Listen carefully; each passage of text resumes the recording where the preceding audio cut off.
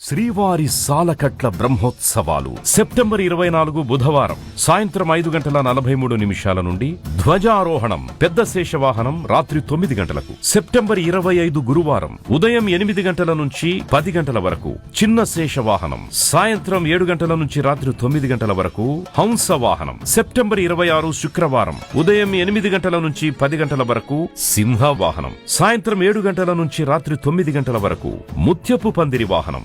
September 27వ తేదీ శనివారం ఉదయం 8 గంటల నుంచి 10 గంటల వరకు కల్పవృక్ష వాహనం, సాయంత్రం 7 గంటల నుంచి రాత్రి 9 గంటల వరకు సర్వభూపాల వాహనం. సెప్టెంబర్ 28 ఆదివారం ఉదయం 8 గంటల నుంచి 10 గంటల వరకు మోహిని అవతారం, సాయంత్రం 6:30 గరుడ వాహనం.